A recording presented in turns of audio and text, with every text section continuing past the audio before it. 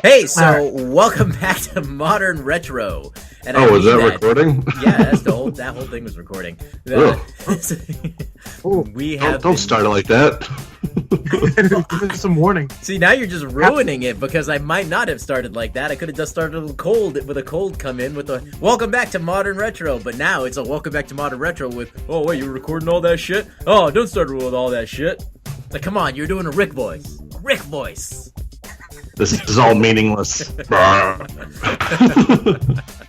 So welcome back to Modern Retro. We have been gone way too fucking long. We're only supposed to be gone like, what, 3 weeks, a month tops? And then fucking shit. Goddamn fucking technology. So life.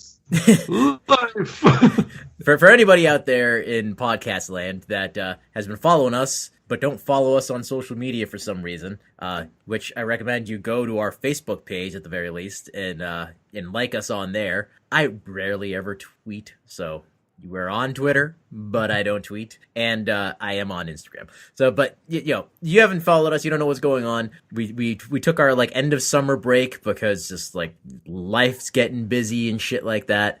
And then when we're going to come back, begin the process, like I came up, like I have like this whole plan. I have like months worth of content actually planned out, and I'm excited for it.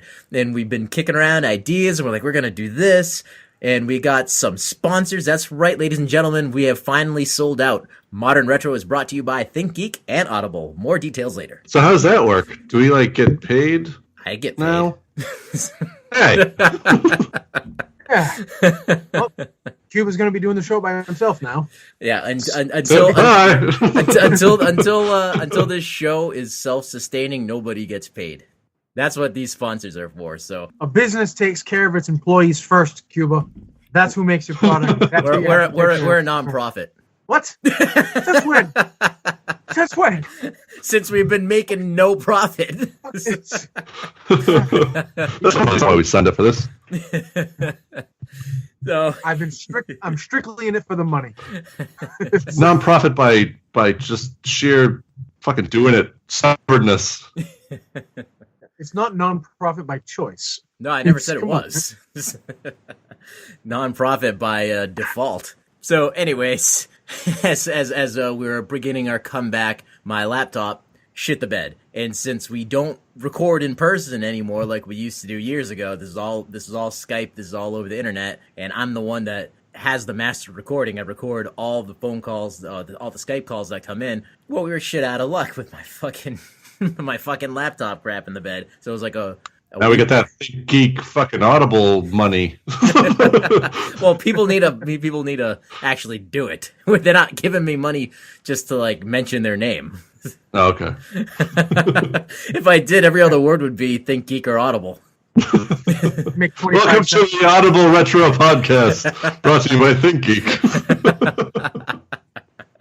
So, long story short, had to fucking replace my laptop, and between diagnose and purchasing and setting up, it took longer than I wanted, but we're back. We're fucking back. And goddamn, just, I think the last time Roy and I recorded an episode, which I am glad to say I was able to recover from the old laptop, because we went on, we kept it to like an hour, because I was very strict about that. Did we? Yeah. Did we?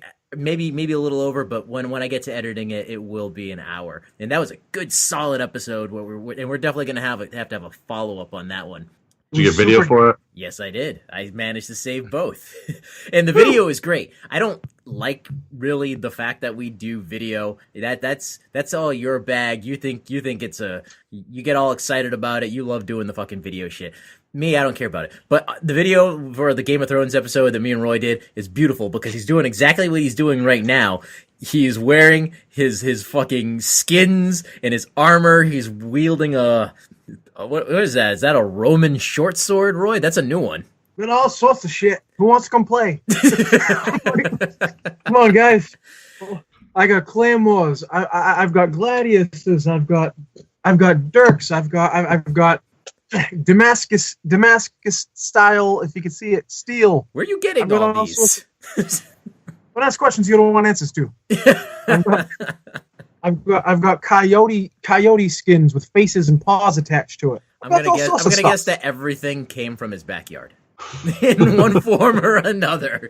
Everything he's wearing and wielding came from his backyard. Aye. Winter is coming. Indeed. Right? Oh, so we haven't introduced ourselves for the new listeners or the listeners that forgot who we were in our long break. So I am Cuba. I think Roy just hit himself in the face with an axe. I guess I did. I'm always joined by one or both of these two clowns right here. Introduce yourselves. Hi. Roy. Hi. Did you just do a salute to the fucking radio? He always salutes it. Ridiculous. I don't know why. I am Aaron, also as I've been dubbed, the resident Yeti. Indeed. I basically handle all of the reviews for movies and games and things because these guys don't get out much. I get out plenty. I saw a movie recently. We could talk about it because I figured, woo! That's right. We'll get to that. Roy will actually be able to participate in a movie review. Right, and I am Roy, your friendly neighborhood pervert, maybe, I guess. You know what? That's coming from you. I did not say that. I have you listed on the website as the wild card. So, and if you want to change to resident pervert, I can do that. For some reason, I just had an image, right, of remember Resident Evil? How it's just the eye for Resident Evil 2. It's just an eye, and it's just between two blinds. So it's just me peeking through, just resident pervert. You see like a little finger pulling one of the blinds down. I like it. Yeah, they have me on here because I talk a whole lot of nonsense, and I usually try to derail conversations as much as I can because that's where my mind lives. So that's that. Yep, lives in the train gutter. So. So life has been chugging along for us as so a little life update for everybody here. One of the reasons we took a break was Aaron bought a house. Woo! Which I've been to twice. I bought a nightmare. So I did. I was the only one who wooed. I'd woo if he was excited. Courtney's excited. Aaron doesn't care. I was over there on Sunday using his hard drive recovery machine and then playing some fucking Cuphead. Holy shit. We'll get into that later, dude. But so I was over there and before I left, I just turned to Courtney and I am so sorry that your future husband will not mow the lawn or do any of the fucking yard work in this goddamn That's house. not true at all. That's not true at all. We'll see. If she we'll see. says Think about it at least 15 times, can you please mow the lawn? Then maybe. But otherwise, I have a 12-year-old kid. That's what she needs to earn that iPhone that she's getting. Okay, well, that's a good... I was going to say, Aaron, think about this. Every time she has to go mow the lawn, she has to go do it on a hot summer's day, wearing a tank top, boobies all over the place. All fences. No, you don't. You have no fence on the side of your driveway like that. If that dog wasn't chained up, they would have just strolled right in. She's not mowing that grass. On the backyard grass. Well, my point is that's your motivation to get out there and do it yourself, so she doesn't have to do it. You know, you don't want anybody in the entire state of Rhode Island looking at. He's gonna be sitting there looking out through his window from his dark room while she's mowing the lawn, so he can just watch her sweating in the tank top thing. That sounds like Stephen King. This is just pervert. Well, let's not kid ourselves. You don't like going outside, so you're going to be sitting. You're going to make. First of all, that house is way too much house. I mean, the way you there's not enough of you. If I'm just on my computer, just open the blinds, I mean, that's not outside the realm of possibility. Am I right, Roy? All I'm saying is that in the beginning of this conversation, I said I was the one that was going to be looking through the blinds with my eye. That might be Aaron now. Roy will be looking down from your gigantic, unnecessarily big walk-in attic. He's like that Simpsons Halloween episode where Bart had the hunchback twin brother that lived in the air vents. Feed me fish heads, keep me up there, I'll be okay. Absolutely. And I've already raked and broomed the driveway twice now, And Dude. that to get this shit ready for the party, the housewarming party, that backyard did not look like that. I'm just telling you that right now. Dude, those leaves on that tree have not even fallen yet, man. Don't talk about raking until that fucking shit comes down, because I have That 3 of tree's those coming here. down. That tree's coming down. Fuck that tree. Yeah, you know what? It ain't coming down before this fall, so you're gonna be doing some raking. Get some Home Depot bags. I think so. Buy This 2 is unrelated to bundles. the podcast, but no, I think we're going to try to do that before Thailand. Wow, you're ambitious. You're an ambitious son of a bitch. Yep, How tall is that tree? Is it like a full size tree? bigger than my house. Yeah, it's like a 3-story oak tree. Yeah, that's gonna be like $4,000 at least to take that thing down. You don't think I you're don't gonna know. do it by yourself? I've heard like 1,500 ish at the most. Oh, from So- Sure. a guy you on the side of the street saying, "I can do it for cheap." But also, we're splitting it with the neighbors because it's fucking up their foundation. But anyway, this is unrelated to geek things and modern retroisms. So shut up. Talk about something cool. Aaron's like, "Stop talking about my life. I hate this house."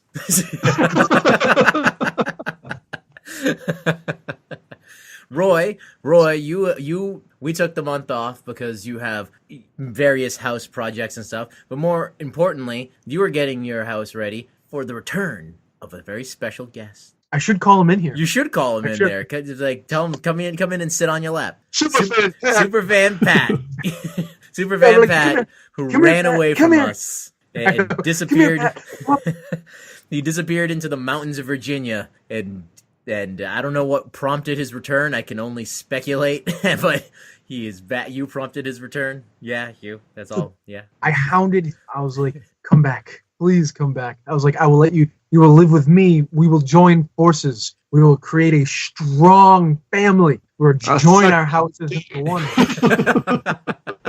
You don't think it was the banjos in the backwoods as Cheeseburgers, he's walking man. to work? Yeah, man. He was telling me all you could smell down there was chicken shit. It was pretty gruesome, I guess. So, yeah, it's pretty. I'll have him on, and we'll have him on to tell some stories. Yeah, it doesn't sound fun, but him and Julie are now comfortably back in Massachusetts, where they belong, rightfully so, and they're living with me, so that's pretty cool. Roy's got a webcam set up in their room. No, Mr. People. just in the bathroom alone, not in the bedroom. That's wrong. I have boundaries. Just in the Okay, shower. You know, it's a communal area, so I guess you know.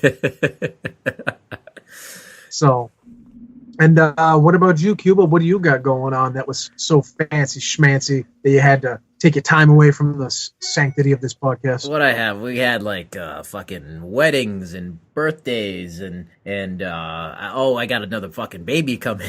I know, are you not going to talk about fucking just sending in hot loads? No, and making... it's not geek stuff. It's not geek stuff. We can't talk about it. What is more geek than talking about pretty girls and the awkwardness of, you know what I'm saying, making new babies, like making new geek babies? Because let's not pretend it's not going to grow up to be like an athletic child that's going to be like, you know, a basketball player. It's going to be... It might. He's got 2 now from his loins, so one of them has to be the opposite of the other. Yeah, see?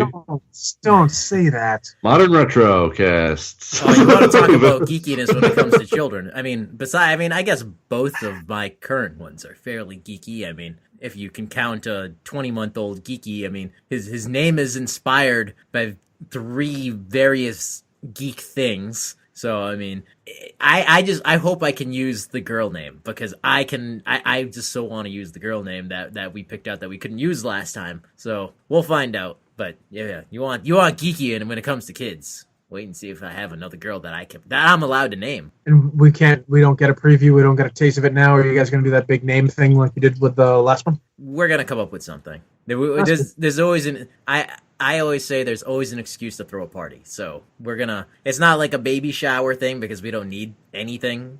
So it's just like hey, come celebrate us banging and making a baby. Congratulations, you did the easiest thing imaginable besides maybe taking a shit and breathing. It's actually Yes, not that sent in a easy. hot load. It took several months. Hold. Several Hold. months. Shut your mouth. Just because you hit No, the lottery on one try does not mean... Hold on, no. Hold on. Hold on. If it is not easy, it is because you are whack, sir. It's because he picks her up and just tilts it in. Listen, it is so easy. It happens on accident most of the fucking time. Okay? It is the easiest thing to do. You don't have to do any work except the screw in itself. It feels great. You didn't do anything special except for she just went, leave it in today. And you go, okay, good. Right, but it's still hitting the genetic lottery because there's only like 4 days out of the month where a woman can actually get pregnant. That's not, no. Screw all that, man. I beg no. All right. He's like, I just threw it in once, and as soon as I put it in there, it got pregnant. Dude, I got kids that I don't know about her. I've sneezed in the general direction of females, and they all of a sudden 9 months later they're like, "Hey, you got a baby," and I'm like, "I don't even know your name, bitch. Get out of here." So, fuck you with that 4-day shit. That's a myth. We're not getting any new listeners this season. Listen to the anger in his voice. He's like, no, that's a lie. That's a lie. It doesn't happen. I fart and there's babies. I have seen so many fucking family movies, goddamn, with that plot. It's like, no, this ain't mine. Get out of here. You hope. Yeah. I mean, what the fuck? Post that I sent late, dude. How accurate was that picture that I sent you, where it said if she's majoring in nursing from high school, then she grew up to be it. Then she's, if she was a hoe in high school, then she went into nursing or something like that. I was like, how fucking accurate is that? I don't know about you guys. Holy shit, that's like 100% absolute true. I don't know. Most of the nurses I didn't know in high school. Plus, Robert's a nurse, so I don't know how hoish he was. He's probably a hoe. No, I like it a lot. So you guys got to actually meet Robert for the first time in person when we had our end of the summer party over here. I got a live in person Doctor Who discussion. Oh yeah, dude, he came wearing a fez and I'm pretty sure a Doctor Who t-shirt. So yeah, Bad Wolf t-shirt. Man does not fool around when it comes to his Who or almost any geek topic of conversation. He's always good for. He's always a good time. That was a good picture of us all there. It's like, and that was his idea. He's like, we need a picture because we're all meeting for the first time. Except for my giant fucking Yeti arms. It's like I'm propped up on you guys, and you guys are just holding the weight of my arms. I actually think I kind of offended him a little bit, because I said something. I was like, "Yeah, me and Aaron, we cannot stand next to each other for pictures because for some reason, I don't know what it is about a facial structure, but when me and Aaron take pictures together and we're like, hey, leaning into each other and shit, we look like the gayest couple imaginable. We really do. I've got pictures. Remember from your wedding? I almost said one of your weddings. Sorry, that was like you're only at one of them, sir. Only at one of them. Yeah, I know. I made it sound like you had like a dozen. You look like a sickeningly sweet couple. You collect weddings like I collect kids. I mean, what the fuck? That didn't sound. No, like I made kids, not collect. It came out totally wrong. He's peeking through his little lamp, his little window shade. It's like I'm gonna grab that kid walking down the street. No, that's just as a SWAT team just comes busting in through my fucking door. So I said something about, I was like, me and Aaron can't sit looking, we'll look like the gayest couple imaginable, and he's kind of like askance, looked to the side at me, and I was like, not what I meant. Sorry. So that's why I look super awkward. I say the most awkward shit in front of people that you shouldn't be saying that shit to. Like a lady I worked with, had to be rushed to the hospital. This was a couple years ago because she had an aneurysm in her brain, and if you don't know what that means, a blood vessel popped. So when she came back, I was like, "Oh, how you doing?" Yada yada, and she was like, "Great. How's your day?" I'm like, "I feel like my head's gonna explode." Just say weird, you just say some shit. And I think I'm the one out of the group that's made one of the worst mistakes like that with your ex-girlfriend, Lauren. What did I say? I don't even remember what I said. I blacked it out of my fucking memory at this point. No, because you did it. That wasn't like a slip of the tongue. Right, you were being a dick. You did it purely to be offensive because it was like, oh, No, She has epilepsy. She's like, oh, she has epilepsy, so if she sees certain things like patterns of light, she'll get seizures. And you said something about that. You're like, oh, I'm gonna have a seizure. I was like, dude, come on, man, don't make me that kind of. She had seizures. I said something about seizures, and Yeah, she and got offended. then you did a little Donald Trump fake seizure, dude. This is like Terrible jokes. It didn't work. I was trying to like use.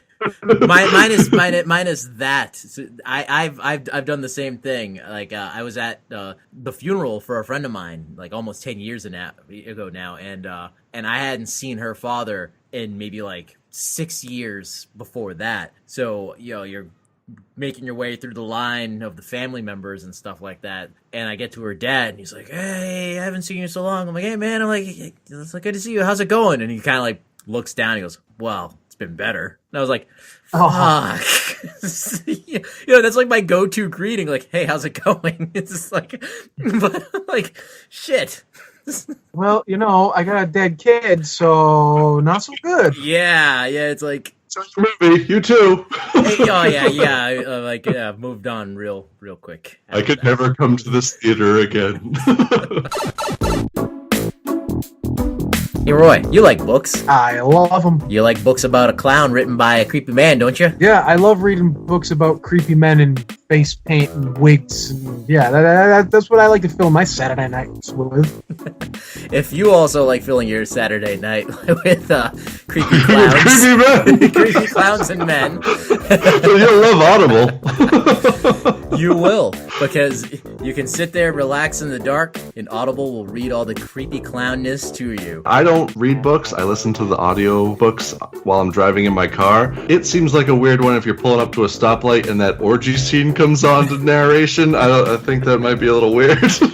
But hey, But if you are interested in listening to it or any other book, you have a special opportunity right here. If you go to audible.com/modern retro, you get 30-day free trial of Audible plus one free book. That's pretty fucking sweet. Well, I did that on another podcast too. I got the Leia book through Audible because someone had an Audible / whatever the thing. That's cool that we have one now. We do. So it's audible.com/modern retro. I use my own. We use our own modern, and I get a new free book when I use it. Yes, you do. This is worth the sponsorship. Go to audible.com/modern retro to get your 30-day free trial and your free book.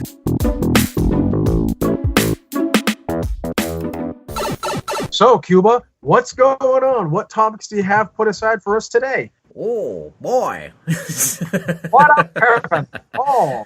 Well, with that voice, it was kind of a good segue. Oh, boy. Oh, you want to talk about Cuphead? Let's Yes. talk about fucking Cuphead.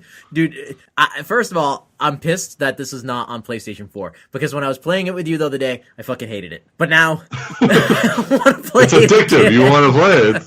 So, for Roy and all the listeners that don't know, Cuphead is a game that's been... How dare Anyway. you consider that a gaming loop? You weren't there on Saturday, so I'm just explaining in your absence. Okay, so anyway, so for the listeners, this game Cuphead has captivated geeks for a couple of years now. They've been saying this game has been coming out for at least 2 to 3 years. Oh man, I've been waiting. It finally came out Thursday or Friday of last week, and it is a platformer, boss battle-y kind of game in the vein of those old Nintendo hard games like Kid Icarus and Metroid. Unbeatable. Super Ghouls and Ghosts. That is Super the Ghouls most and Ghosts comparable thing I can think of to it, because that was the hardest fucking game I ever played in my life until this past Sunday. So, the aesthetics of this game are what really shine, because it all looks like a 1930s cartoon down to a T. They got music and soundtrack that plays in every single level, and the mini map. And it's all crackly, like the film is bad and shit. And they all have these voices, and they all bounce, like those old cartoons. The game itself is a collection of every single villain boss battle that you've ever played in your imagination. Every level is a boss, and then that boss transforms into a tougher boss, which transforms into a tougher boss, and you have to beat this within 3 to 4 hits. If you take 3 to 4 hits, like Super Ghouls and Ghosts, you're done. You got to start over from scratch. And it's not just the boss like lobbing like a bomb at you or something like that. There is shit flying all over this fucking screen. I mean, holy So it's shit. like Galaga style. You remember Galaga? Yeah, I mean, Where to sort of an extent, it's but like Yeah, so like one boss will like shoot a thing at you, and you have to like memorize the pattern of the way he's shooting it. But then like platforms will rotate in a certain way that you have to memorize the thing for that. And then someone will pop out, shoot a shotgun at you, and it's like spinny clouds. right. But then it switches up. It's like the AI, like you know, we grew up in the era of gaming of Mario and Ghouls and Goblins and Contra and all these games where it's like, you know, you knew what when the to event do, was gonna happen. like your thumbs memorized in short order where to go, and like this game is sort of like that, but just when you got it fucking down, it throws a curveball and it switches up its fucking pattern on you. It'll like shoot a new attack or it'll shoot out a new little bad guy for you to fight that wasn't part of the last 13 times you died. Yeah, it's ridiculous, but it's one of those games where you want to keep fucking playing it because it doesn't feel like it's cheap. It feels like you fucking suck. So it's like, you know, so any death that you have, you're like, it affects your self-esteem. It hits you right in the core, and you want to play it again, and you're like, oh man, I almost had it. I almost had it that time. I got to go back and play. And I got to give them credit because I could play this game for hours. This is ridiculous, and it's so hard that I can play it for hours. But it's also, even with that repetitive nature of like, okay, I got to get this level down, this boss down, the music and like the visuals keep you fucking entertained. I never got sick of the music. It's amazing. It's so freaking good. Dude, we beat this like killer flower. It took us like 30 or 40 minutes to beat that fucking thing. And then like Liz, like my wife is sitting there on the couch like reading up on the game, and she's like, oh, she's like, people online are talking about this genie. She's like, some sort of genie. And then we finally find the genie, and we're like, oh, this fucking genie. And like, this genie's too hard. Let's try this carnival boss guy. This fucking carnival boss guy is too hard. And I'm like, can we just go back to the flower? It's like the flower was easy in comparison to these. It took us 40 minutes, but yeah, let's go back to that guy. So is there some sort of a rudimentary story that goes with it, or? I don't know because I skipped it because someone else was in the living room the last time when I first started it up, and I wanted to get to the gameplay before, just because it's not animated in the beginning. It's just like cue cards, and they just tell you the plot. But something about the devil, and you make a deal with the devil, and you got to collect everyone's soul, something like that. Okay, that's weird for like a cutesy. If you don't, he's gonna take your head because you have a cup head, and fucking Bob Bullbrain or whatever the fuck the other character's name is, he's gonna use them as his cups. So yeah. Yeah. Okay. Yeah, someone was very. That tells you how many times you died, and it was to the right of that clown guy. If you went up, it's like, oh, you've died this many times in this game. Before I even got to those people, those villains, I died 325 times. So that's just fun. You sent a video of some dude who beat the game without taking a single hit point. Yeah, that's fucking insane. I watched maybe half of that video because it's like a 40-minute video, and it's sped up a little bit, but I'm just sitting there. I'm like, no fucking way. Like, this dude must have died a million fucking times before he went through this playthrough where he did not get hit once, because he was a fucking pro. What? Yeah, but people are crazy. I was gonna say, like, I never understand. Like, I love video games, but when a game comes out and people have already beaten it within like a day or two, I'm like, what the fuck? Like, how is it that you can be this good at a game that came out like 4 days ago or a week ago? Right, yeah. How does that happen? Like, where do you find the time? Like, is this your job? Like, what do you, how, like, it's just, I don't get it. No, it's like a fucking 12-year-old. They got nothing going on. Fuck my math homework. No, I'm just saying, like, they go to school, they come home, they do homework, and then they can be fucking up all night playing Cuphead for 2 days straight. You know, that's totally within the realm of possibility. Didn't say who this YouTube guy was. Yeah, we got to get together for a Master Geek Theater soon, but we have to play that game and like drink and play this fucking game, man. That's just gonna be a mess. Every death You you have take to- just I'm warning you now. You have to go in with the mentality of like, we're gonna fucking beat this level, goddammit. No matter how, like, you have to be dedicated. No pansy. Yes, I don't want to play this level anymore. So I want to try it. it's good. It'll infuriate the fuck out of you. So, Yep. $20 too. I think that's pretty reasonable for what was sure. it, $20? Yep. That's not bad. That's pretty good. Well, why don't we stay on the video games? So this will probably be our final ever Mass Effect Andromeda talk right here, because I'm fucking done with that game. While we took like in every possible way. So while we were gone, I started playing the game. I think I might have started playing the game before we took our break. But I know like Aaron got the game when the day it came out, and you've already given us your thoughts on it. But I have to reinforce, because another perspective coming in of just people are like, oh, it's shitty for a Mass Effect game, but overall gameplay wise and stuff like that, it's not a bad game. No, fuck you. It is a bad game. It is, in this day and age, there's no, putting aside how shitty it looks, putting aside the shitty voice acting, putting aside glitches and story, it is a fucking boring, half-assed, repetitive embarrassment. That's the best way I can describe this game, is that anybody who had anything to do with the final product of Mass Effect Andromeda should be fucking ashamed of themselves. This game feels like it was developed by people who have never played video games before. I mean, without going into like too many crazy details, like, while I was at Aaron's, he also beat it. And granted, I didn't watch, like, I had to leave, but like, you were like, I think you texted me 5 minutes after I left. You're like, beat it. All I had to do was press a button, and the guy died. And I was like, I went on YouTube and I'm like, yeah, that's it. That's all that happens. Is you press the button and the fucking dude falls dead. And it's like, okay, fuck. You actually went and watched the ending on YouTube? Yeah, I had to see because I was playing this game. I invested like so much.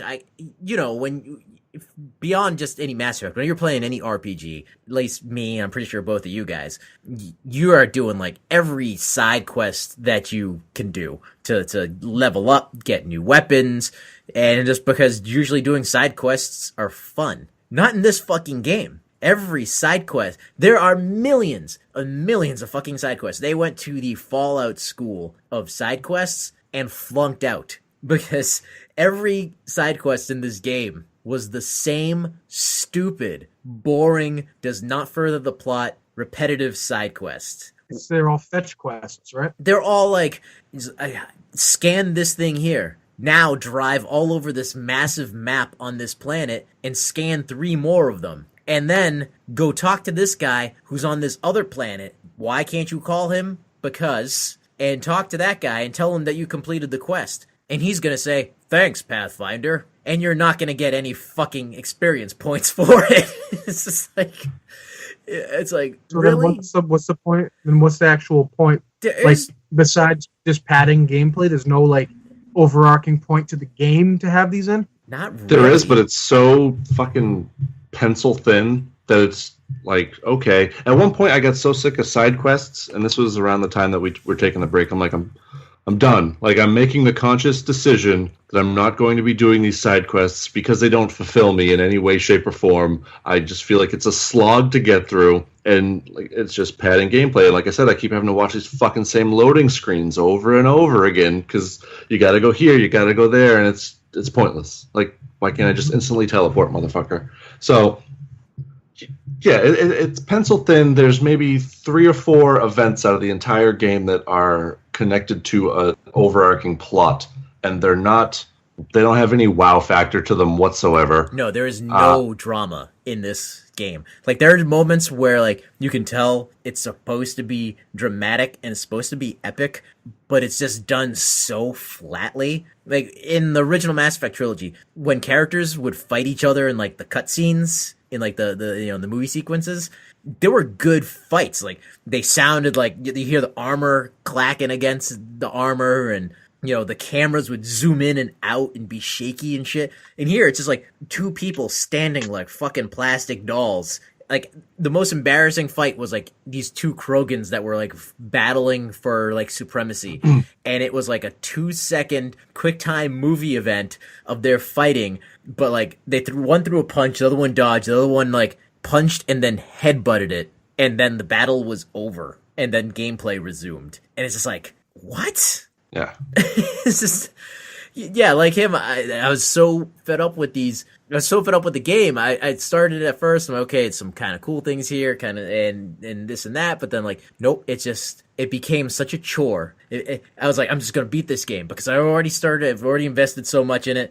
I'm so glad that you beat it because I was actually really close to the end. I didn't realize how close to the end I was because like I stopped doing all the side bullshit, and I'm like, I'm just doing main mission, so I'm probably like maybe like 2 or 3 more missions away from from the final one where you were. So yep. I saw you beat it essentially, so I'm like, well, I don't need to fucking finish this. But it felt like such a chore because I'm like, you know what? It's not even fun anymore playing this game. At first it was because it's a new game, and even though it's not the greatest game, it was a little fun testing out, the weapons and getting new weapons and stuff like that. But then like I kind of like maxed out. I made like the armor that I like the most. I got the weapons that I like the most and modified them the most, and then it's just like picking up that controller and it's like I'd sigh and go, gotta play this game. It was almost like it was almost like having sex with someone that you hate. You just like gotta do it to get through it. You're just like, I'm just gonna fucking finish this. Like that's what the game ended up being. I like that though. It's like fuck you, yeah, fuck you. You're only doing it because you hate them and you're getting minimal pleasure out of it. I'll see, doing it because I hate them gives me maximum pleasure. So, well, then maybe you should play Mass Effect Andromeda. But man, no, because in Soviet Russia, Mass Effect, fuck you. You're right, exactly. No, it really Andromeda Galaxy, Mass Effect, fuck you. It really is an embarrassment to the Mass Effect franchise. Say what you will about Mass Effect 3 and its ending. I never had a problem with the ending. Out of everybody here, I think Aaron had the biggest problem with the ending. Putting that aside, that is still a masterpiece of a gaming trilogy. And to be followed up with this lazy garbage is insulting to the fans. It's insulting to the gamers who invested so much time in Mass Effect and loved Mass Effect to be given this lazy garbage. And if I sum this game up in one word, it's fucking lazy. That's 2 words, but put a hyphen between. I give it a lazy garbage. So you'd give it a 0 fuck, like no fucks given? If we're giving it a fuck system, yeah, there's 0 fucks were given. 0. Absolute 0. There is no excuse for that game to look worse than a game that's 10 years old. It is no excuse for the terrible writing and terrible voice acting. No excuse. Everything, like I said, everything is lazy. Characters, like your ship crashes towards the end. And I felt nothing. It was like watching a car drive by the window. It was just like if it was the other Mass Effect games, there would have been emotional music playing. You would have felt something. But this doesn't give you any connection with anybody. There's nobody on your team that you give a fuck about. Like I don't even give a fuck about the guy I'm playing as.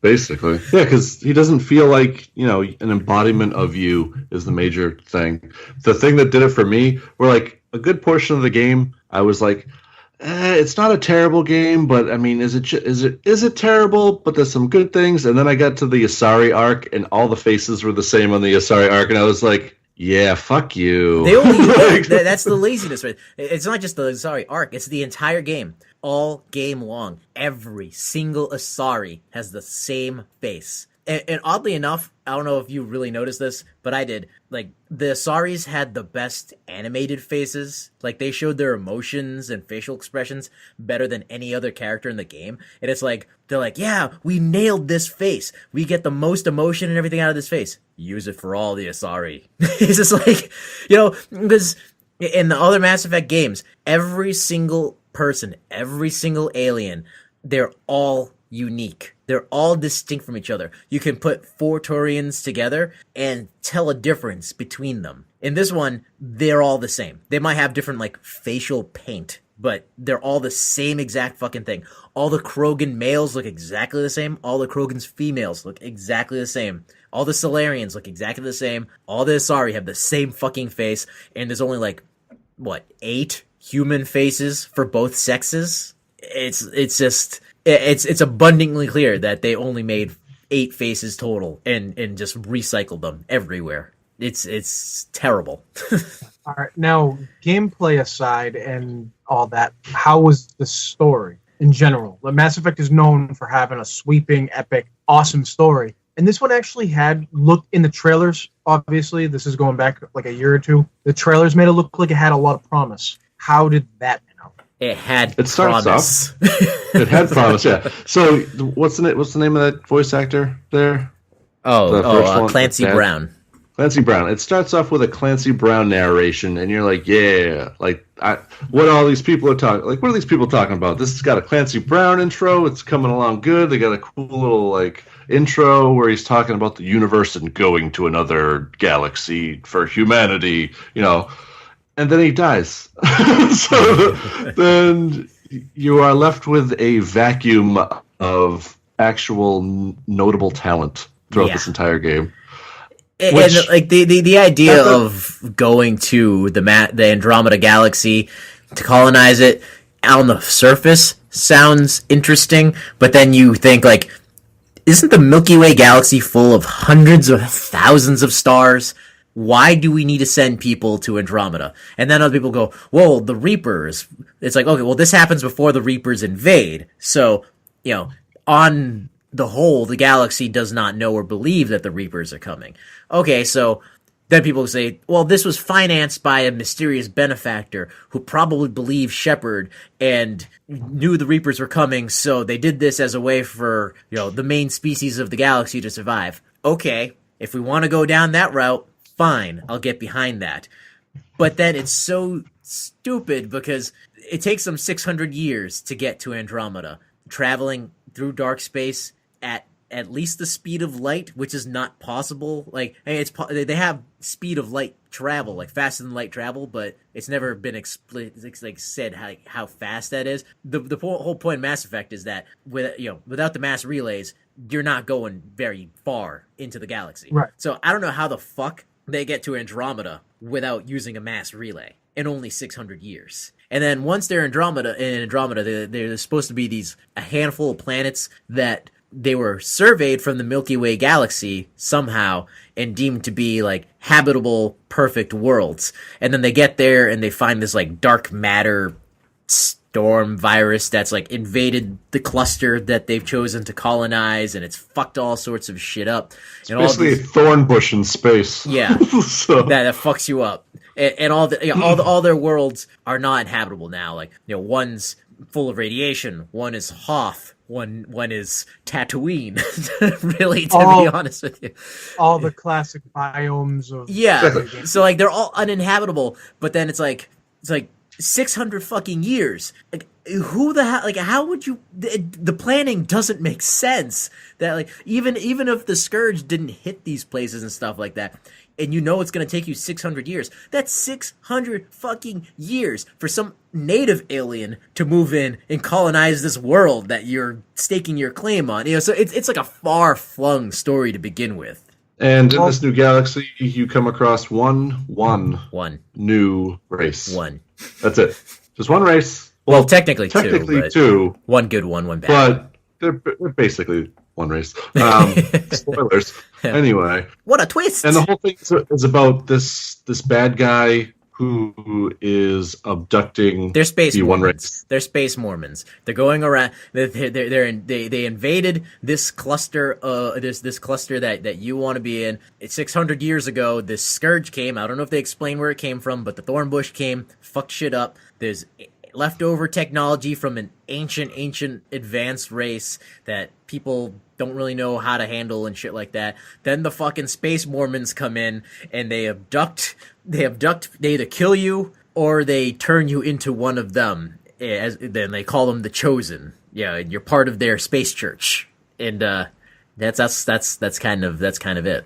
Is there any mention to anything in the other series, like in the original 3 games, Reapers or anything There's like like that? a recording of Liara. Yeah, there's a recording of Liara talking about it in your dad's study. So as you go around all these planets and survey shit, you unlock your memories. For some reason, his lost memories are located on these planets that he's never fucking been. Yeah, wicked random spots all over this other galaxy. So when you unlock these memories, you have to go up to your computer up in the space station and talk to or read all the fucking notes and see his memories from back then. And like I said, there's the benefactor who is the elusive man. You don't know that. They don't reveal it. They don't really come out and say that. Then there's Liara, and that's about it. There's very little connection to the other games.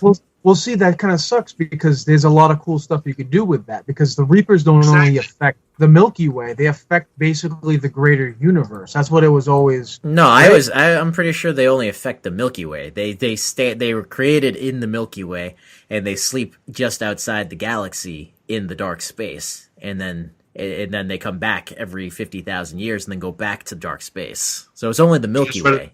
I just read an interview too from the original writer, and it was all about. Dark Matter was like a thing that was sort of mentioned in the Mass Effect trilogy, but it plays a bigger role in what they were going to do. Like Dark Matter was going to eventually destroy the universe, and the Reapers were trying to mitigate the spread of black energy. So that's why they came and would kill or wipe out the whole race to make a Reaper to mitigate that whole thing, like almost like a vent for dark energy. But they said like the human race might hold the key because we were different genetically than all the other races that they had transformed, and it was like a cool idea they were going to do. Well, there's a lot of cool things you could do with the Reapers. When this game first was revealed that they were making it, I always thought that it would be really cool since it took 600 years. Because now that Cuba just said that, yeah, you're totally right, that they only stayed in the Milky Way. But I remember thinking, we talked, this is a couple of years ago now, how cool it would be if you came across, like, maybe the Reapers sent like a probe, like a Reaper itself, as like a probe to the Andromeda Galaxy, and you like came across, and you know, it died in the however many years it took to like get there. Yeah. So then when you're in your travels, you come across this dead remains floating in space of a Reaper. So that would like tie everything back into itself a little bit, you know? Yeah. I almost feel like we should do a whole episode about the speculation theories of what the plot was going to be, because that was one of the things that was like a cool theory, like, oh, maybe the Reapers got out there somehow. The other one was everyone was right. It'd be cool if like some small section of like, you know how the Geth, how you had like the good, right? God, it's been a while since I played the games, but there was like the Geth, were they had like a split? Yeah, it's just there's a small splinter group that you fought in the first game. On the whole, they were all good. But you don't find that out until much later on. Well, it would have been cool if they incorporated that. Maybe they split off and they headed toward, you know what I'm saying? They ended up in Andromeda too. Like, I don't know. You just need more ways to tie it back into the other games. Yeah, there was one was like the what speculation about the Pathfinder symbol and how it looked like a Cerberus thing that showed up in the previous game. So there was a lot of talk of like, ooh, Cora is the elusive man's daughter, and how's that going to play into, like, there was a whole thing about it possibly being more Cerberus related, and cool plot lines that you could get with that. But nothing. There was no subplot. There was no subtlety. There was just a straight up boring. Like, the premise is, as a Pathfinder, you are supposed to, you know, blaze a trail of discovery and set up new colonies in this galaxy. But one of the most infuriating thing about all these stupid side quests, like in the other games, you would find like some great fucking side quests that had nothing to do with the main story, or like did loop back around to the main story in some way, you know, and like they were cool and interesting on their own. But like some of the side quests in this game were just as stupid as like, Pathfinder, I lost my cat. Can you scan 18 locations to find him? It was like, Yeah. you know, like so many of them were just bullshit like that.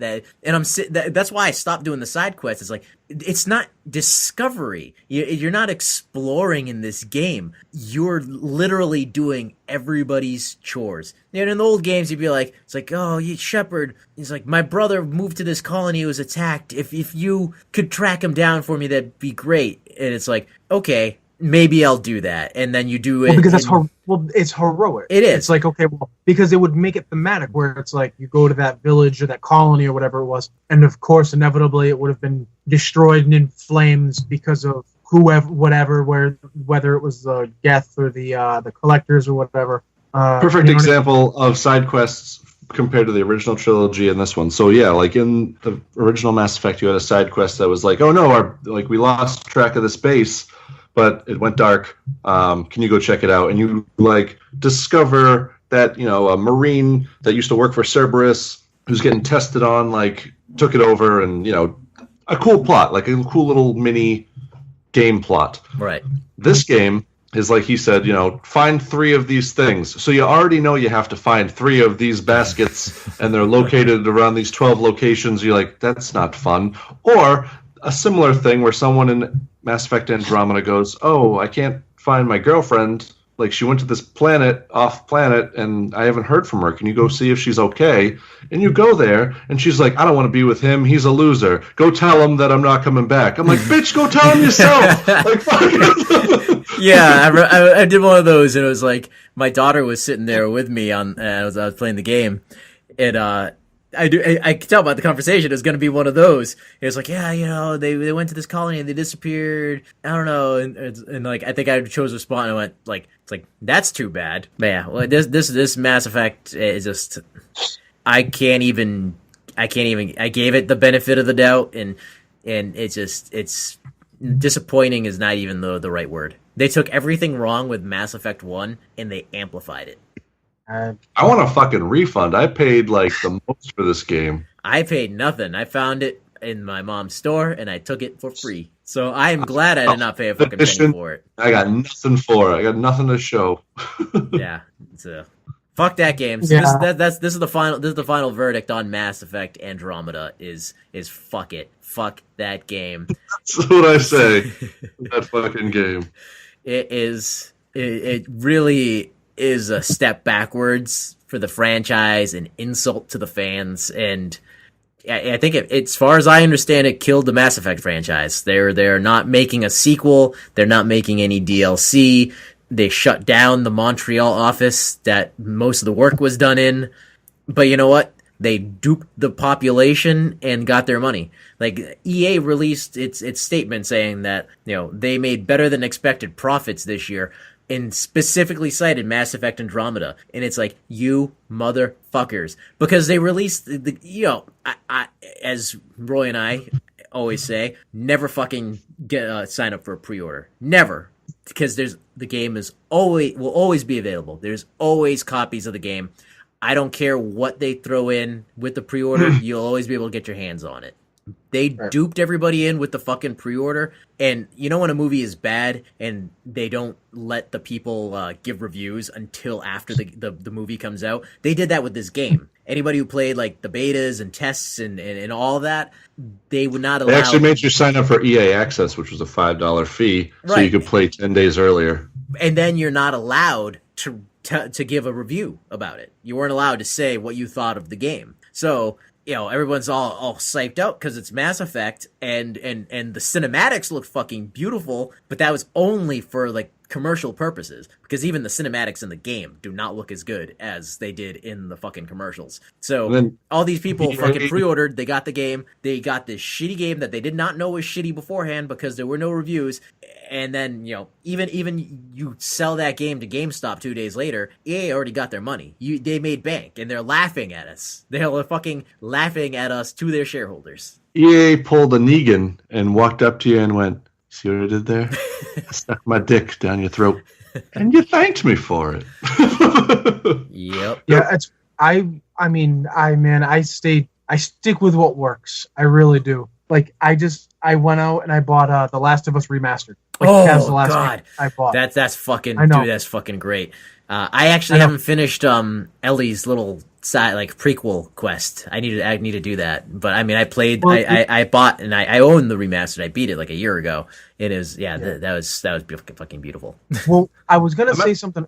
I was gonna say something earlier because you had said something about like, oh man, the dreading of picking it back up to play Mass Effect Andromeda. And you were like, dude, I don't want to play this game. And I was gonna kick in and say like, I feel the same way when I play The Last of Us, but for a completely different reason. Yeah. Because like that game is so emotionally heavy and it is so damn good that when I pick it up to play it, I'm like I know what's gonna happen because I've played it before and I beat it. But like it's been 2 or 3 years and I haven't played it since because it was so emotional. I'm like stealing myself spiritually. Well, did you beat Horizon Zero Dawn?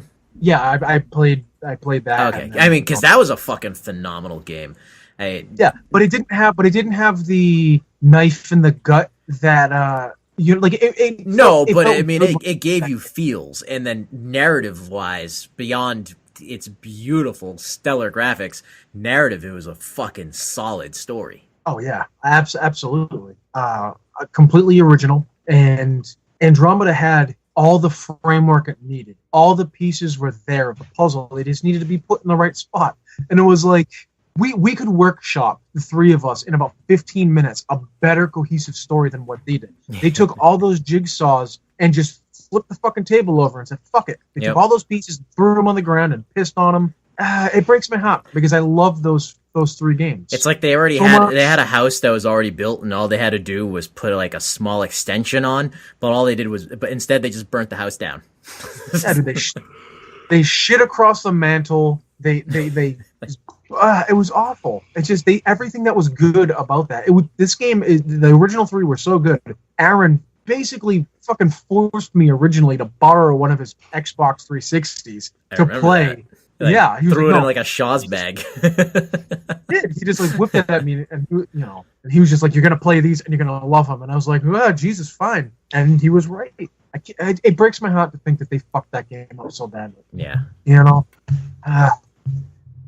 goddamn EA. And now they're coming out with this Battlefront 2 that everybody's getting so psyched about, and I cannot get up for this. Fool me once. I'm waiting for the reviews. Right. Again, I don't pre-order. I will buy it much later on if it's worth buying. But the only reason I'm excited for Battlefront 2 is because the single player mission. They have put a lot into it. And like I said, like based on everything, like I think we bring this up almost every single time on this podcast, but because of the panel at Star Wars Celebration, and then just all the featurettes that have been coming out, like when there's a team behind it, I can't say what EA is gonna do. Maybe EA is gonna chop this game up and sell it back to us piece by piece because that's what EA does. But I think what we're gonna be getting is going to be a solid game that's a big improvement on the first one with a good narrative story, with a good narrative single player story.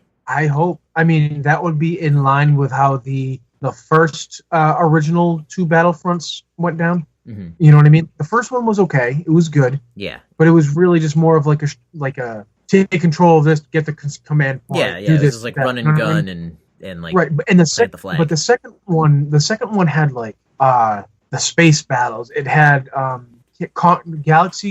Galactic Conquest, where it was like not quite story mode or anything like that. Well, it sort of was. You followed the 501st through. No. Like that was a story. This was just another mode. Oh, okay. It was basically where you could take over. You could choose either of the armies. You could choose, the Separatists or the Republic or the Empire or the Rebellion. And you can just basically, they had like a system of like 30 planets or something like that, and you had to, and they were obviously connected. It was more set up like a 4X game. I don't know if you guys know what those are. Mm-hmm.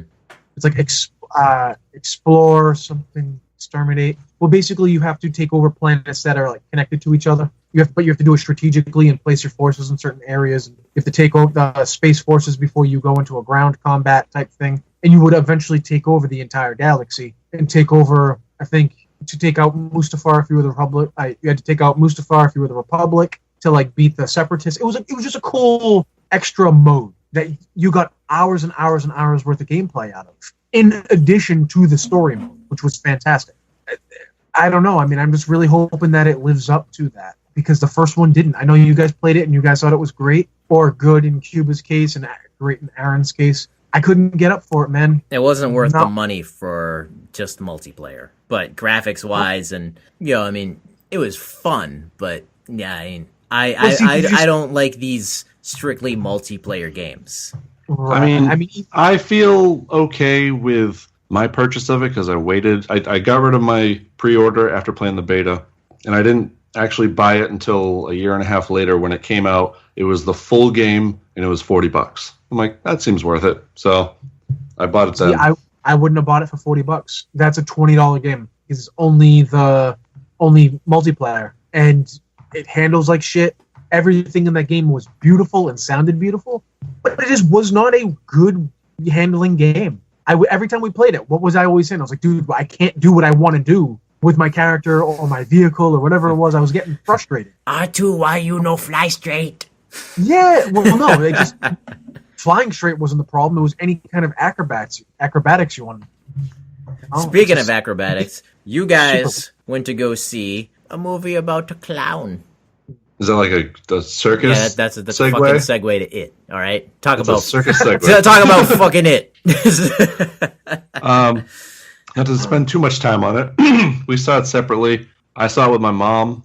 Went in, and it was damn good. It was like a 3-hour long, almost 3-hour-long horror movie, but it's a horror movie that like took its time, it fleshed out its characters, and I mean, it was a little boring at times, but I almost appreciated the boredom because it was fleshing out the characters more. It wasn't all about like jump scares and clown business. I'm really surprised. Dude, clown business. That's what this episode. That's the episode title of this is jump scares and clown business. With a little graphic of you pulling the shade down.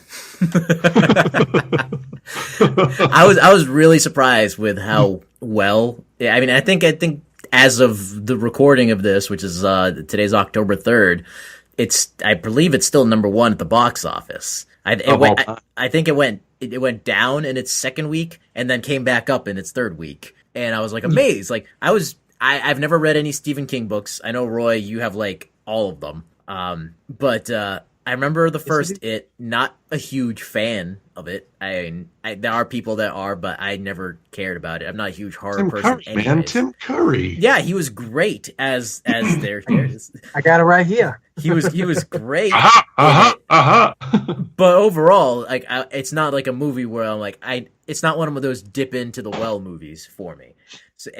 So I was surprised that everybody I see on Facebook, everybody's like watching It, just came back from seeing It, checking in at the theater to see It. I was like, wow, this is like the first time in a very long time where I remember like across the board on Facebook, everybody seeing it except for me. I think that has to do a lot with the fact that there isn't a lot of good horror movies out lately. Like honestly, that was when I sat down, I couldn't believe it because I was like, holy shit, I'm actually watching a horror movie in a theater, which almost never happens. Not because I don't want to, because I love horror, but because there's such a lack of good ones. The last really good horror movie I saw was more of like a sci-fi horror suspense, and that was The Fourth Kind. And the only reason that was so scary was because they pulled the Blair Witch Project on you, and they specifically tell you, they have the actors come out, and she says, what we're about to show you is based on true events. We're going to show you the archived footage of the psychiatrist and what happened in his office. And then at that moment, we'll show you also on the same screen, like our directed footage of what we tried to copy as. So when you're watching it, I genuinely freaked the fuck out because I'm leaving the theater going, holy shit, that fucking thing was real. And they got me. They got me, and Lee had checked on it, and then she said, it's not real. Because she was like crying. She was in fucking tears. And then I seen a couple others, and then I think the last one I saw was The Conjuring, which like halfway through was good, like 45 minutes in, that movie's actually pretty good. But then it turns into a classic Exorcist movie, when like all of a sudden the ghost is in her and she's flying around and shit, and it becomes stupid. I don't remember the last horror movie I actually saw in theaters. Might have been The Others, and I don't even think that was a horror movie. Yeah, they're just not very many good ones lately. So, and it is a lot like the original is like The Exorcist, where it has like a really good reputation because we remember it from being kids. I remember it, I remember watching it, and I want to say it was on, I can't remember what station, but it was actually a TV event. It was like it was like a 2-part TV movie, I think. Yeah, it was like 2-hour parts or something like that. So it was like a big deal, and so it had a lot of hype just going in, and you guys have seen the meme where in the lore, Pennywise only comes out in Derry every 27 years, and it was exactly 27 years since it had, it was well played. That's good marketing. Yeah, they did a good job. So yeah, I was really excited to see it. When I watched it, me with horror, I don't really get scared at movies. I mean, obviously they get you with like a certain amount of jump scares because that's the design to do. But I don't like freak out. Like everybody in the theater was like clenched. They were like, I saw just a lot of bunched up shoulders in the front row and stuff. Not a tight booty holes in those seats. Ooh, yeah. But it wasn't. If I had to describe it, it wasn't really scary. It was well done. I want to get that out of the way. I liked the movie a lot. It was well done. But it wasn't really scary. It was more like odd and disconcerting because of the way Pennywise moves. And I think I narrowed it down when I've been thinking about it and talking about it to like coworkers and stuff, is that with me personally, since I'm not afraid of clowns, he moves in a very unnatural way that humans don't move. So like there's one part, are you going to see at any point, Cube? Am I going to spoil it for you if I talk about anything? No, I mean, I know what happens. Yeah. Right. Well, there's one part where he's like in an old refrigerator in his house, and he's all like crunched up like a contortionist, but like his arm is bent in like 6 places. So it's like complete, and then when he like flops out, he like moves completely unnatural. So it makes you psychologically be weirded out. Like there was this point where he's running after the stereotypical chubby boy that's in every group in this 80s movie, and he's behind running. And a guy runs like this. For the listeners, you move your shoulders back and forth, and you move your arms. But he didn't do that. When they zoomed in on it, it was just his shoulders were up like this, and he was just going. Really weird. It was just really and obviously like I tried it at work to prove to my coworkers, so it must have been a really funny sight, me running through the parking lot trying to shrug my shoulders as I'm running full tilt. It's impossible to do. So like your mind through the hundreds of thousands of years of genetics as living as people, we know that humans don't move that way. Apes don't move that way. Nothing we've ever seen has ever fucking moved this way. That is the best kind of scary, is like not I can't stand jump scares and cheap scares, but like a movie that will just have you creeped out and uncomfortable the whole time. I think that's why it's basically good because it sticks with you after you leave the theater, because you're like looking down a dark alley and you start seeing in your mind like the cool setups that they had in the movie where like, someone hunched over or doing like some weird contortions, and you're like, motherfucking dark place, I'm leaving. There wasn't a whole lot of jump scares in this, which is good, because what they would do is that they gave you that kind of horror where it's coming and you still can't look away. Like the part in the trailer that happened was they knocked this old projector over, and it keeps on, like, even though they unplug it or whatever the hell they do, they beat the shit out of it. But the frames keep going, and then they go faster and faster, and like the family photo that's of the mother, the hair slowly moves out of the way like it's a motion pic, like an old school motion picture, and it becomes Pennywise. And it's coming. Like, it's obvious. But you're like staring at it like, when's he gonna come? When's he gonna pop out? And then it's like a slow reveal that still gets you. And they did have a few jump scares where like a character would turn around and something was there. But I would never consider it to be cheesy, because I don't know, the movie just pulled it off so well. And huge ups to all the actors and actresses in this movie. They did a really, really good job, especially the kid that was the from Stranger Things. No, I know, like, he was like again, stereotypical, because this movie, and as the miniseries, it encapsulated all of the stereotypical. It's basically like watching The Sandlot and taking those characters out and putting them in a horror movie. It's like Nightmare on Elm Street meets The Sandlot. Yeah, You're killing me, Smalls. But that kid, for Stranger Things, he was probably the best character, because it was like, when we used to hang out with our friends, it would just be like Swear Central and like fuck your mother, like that type of shit. Yeah. He did that throughout the entire movie. He was Roy the entire movie. Yeah, I guess. It was just a bunch of dick jokes and like talking about people's moms, but it wasn't ham-fisted. It was exactly the way kids would talk at that point. I even think they said like the word. Maybe not. I thought they called someone a faggot or something like that. I think at some point, and I was just like, this is like what somebody would say in the 80s. These are all the little like dumb jokes that a kid would make. And you could tell that kid had experience from the Stranger Things because he was the best one out of them all. Well, I guess when he went back to shoot season 2, he just kept swearing on set, and they had to keep redoing takes. One other thing I wanted to mention real quick is that I've read the book. I got halfway through the book, but also with the miniseries and all that, I wasn't actually expecting, because they didn't say anything about it. I read they may have released it, but at the very end of the movie, it says, they're still kids and all this and that. And then it says Stephen King's It Chapter 1 with the ending title card. And I was like, oh shit, they didn't say that Chapter 1 in the beginning. So obviously they're going to make the Chapter 2 when they're adults. But they never let on. So 3/4 of the way through the movie, I'm going, oh, they're still kids. Like, why aren't they adults? I thought they were going to try to jam everything into this one. Yeah, no, the sequel is going to be adults. Which is awesome, because I thought that they were going to try to jam both ends of the story into one movie. So knowing that they're taking the time to stretch that out and do it properly, I mean, they did it as well as you really could have. They're going to pull a Harry Potter, and it's going to be fucking 4 movies for the goddamn one book. But I mean, if I had to give it you were asking about how many fucks would I give it? I'd give it a solid 8.5, maybe even 9 fucks. I mean, this was as good as a movie that you were going to get. And that's me being harsh on it, because I'm rough on horror movies, because I never get scared. It's just something that generally doesn't happen to me with horror movies. Even like Lee noticed, she was like, the jump scares that you showed no fucking emotion. But you know what? I'm going to give it 9. I'm going to give it 9 fucks. That's very respectable for a horror movie, and just I would say in general, it's nine's a good fuck. I'd say definitely 9 fucks. I'm with him on this one, because just like all the horror movies we see today that just do jump scares and shit, this one took the time, made you invest into what was actually happening, so you were more terrified in a psychological sense for these kids. So it worked. Excellent. Yeah. I like it. I look forward to seeing it on Netflix. If you have a time to go out, you get a couple hours and you want to go take a lady to go see it, that's what I would do. My lady's pregnant. She's not going to be sitting in a movie theater seat for 8 more months, 9, 10, for a fucking year. Yeah. One thing they omitted, and I can't even believe this is in the book. I haven't read the book, but apparently there was the orgies, a gangbang scene. How do we get out of the sewers? We got to bang.